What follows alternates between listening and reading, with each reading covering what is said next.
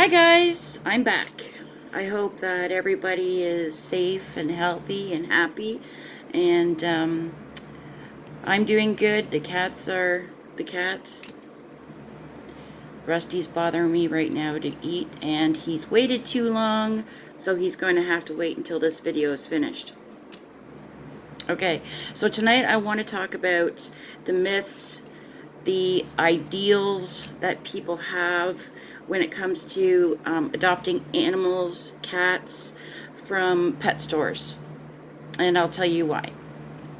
So when I was a kid, there was pet stores around, but the most of them were in malls. Now we're looking at the 80s. I remember the 80s a lot.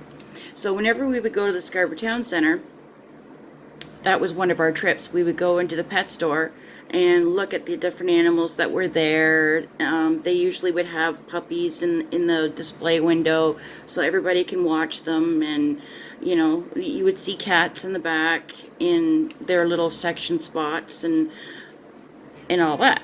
Now, most of the animals back then came from breeders and puppy mills, cat mills.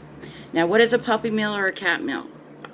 They are spots where people have animals, they have cats or they have dogs, a whole variety of them, secret spots where nobody can figure them out where they are most of the time. They have these animals in cages 24/7. They are not allowed out.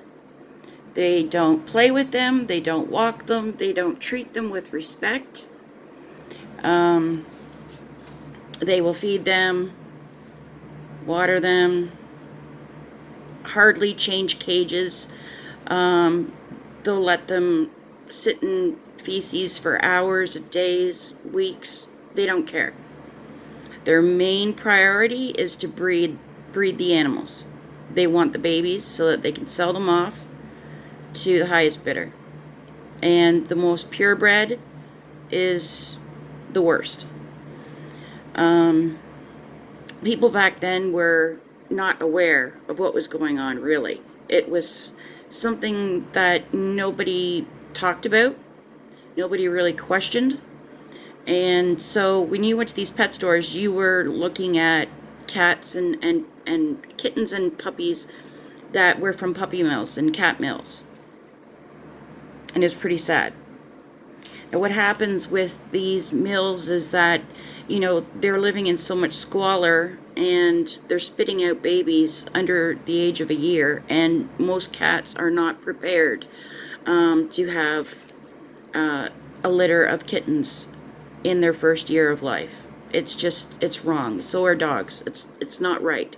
But they will do this. It is so sad. So it's so sad to even talk about. So what happened was some people caught on. And they raised a ruckus. There was an upheaval about it. And the pet stores stopped taking in these animals if they could help it. Things started to shift and change. And while this was all going on, people were boycotting. No, don't go to these pet stores. They're selling puppy mill animals. You're giving your money to these people. And it's terrible. I mean, yes, they came from puppy mills and dog mills. But to boycott a store, that was a lot to do. But they got their message across. A lot of these places were taken down. They still are today, and no sooner do they bust one place, they open up another one. So it's a vicious cycle. So things changed in the 1990s. A lot of shifting happened, and now today there are groups, rescues out there that are bringing in their rescue cats to the stores like PetSmart, Pet Value, Palmanax, these are the ones I know for sure, that they're bringing them in on the weekly basis or bi-weekly, so that, you know, they can try to sell off these animals to good homes. There's an application process. Even though they're not apps are present, there's applications at the stores. You fill them out. The rescue or organization looks at the paperwork to deem if you're a candidate for adopting that specific cat. So the people that are running the store, they have nothing to do really with it, unless they clean the cat boxes and water and feed the cats. Usually the volunteers do all that. They don't make any money, and the rescues don't make any money, really.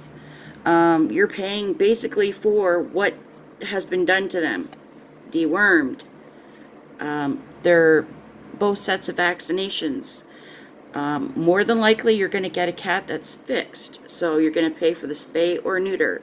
And prices have gone up because of the economy. And they can pick certain vets that will do males and certain vets that will do females. So they got to shuffle the cats from one place to another, depending on price. And it's all about money. So if they can do it at a cheap price, then that's the vet that they're going to go to. But the pricing is fixed, and it's what you are paying for before you're getting your cat. They're not charging you anything extra. It costs money to house, feed, and take care of cats, and to properly vet them and fix them. That's the most responsible thing that they can do. So basically, when you pay, say, $250, $350 for a cat, that money goes back in the pot and goes towards another cat that comes into the rescue to be done the same thing, vetted and taken care of and altered, spay or neuter. What else? I have notes, sorry.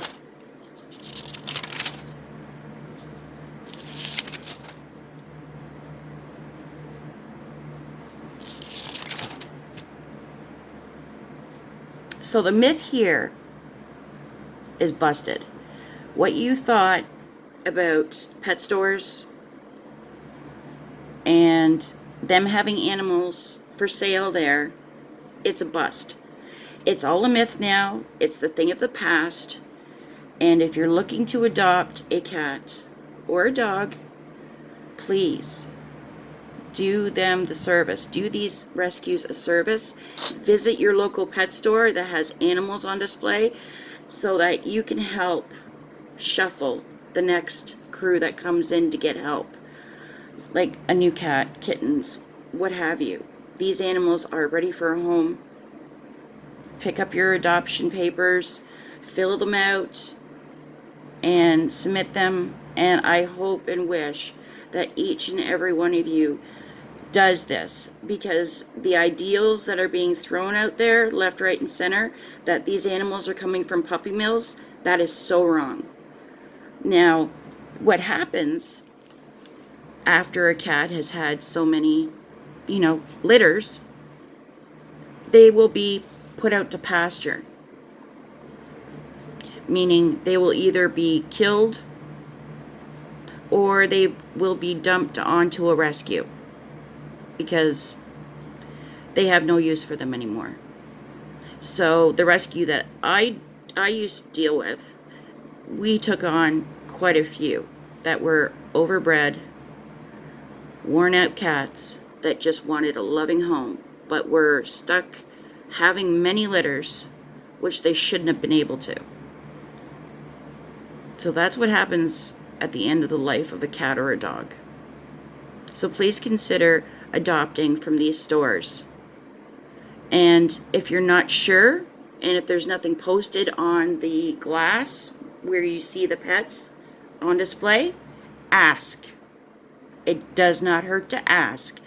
Ask questions to get your answers. And if you're getting word salad or a roundabout BS from the owner or the manager at the store, walk away. walk away. I know in Ontario, most of them are from rescues. So just do your due diligence, do your investigating, so that you feel good inside before you do adopt. But don't judge a book by its cover. Just because it's a pet store doesn't mean that they're dealing with puppy mills and cat mills. Okay? I just thought I would put that out there because so many people think that this is what's still going on today when it's really not. And that's all I have to tell you guys tonight. Blessings. If you haven't subscribed, please subscribe.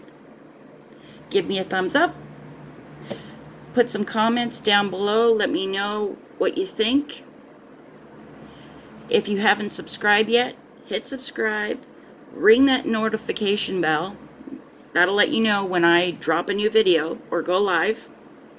And I'll see you guys on the next video. Bye, guys.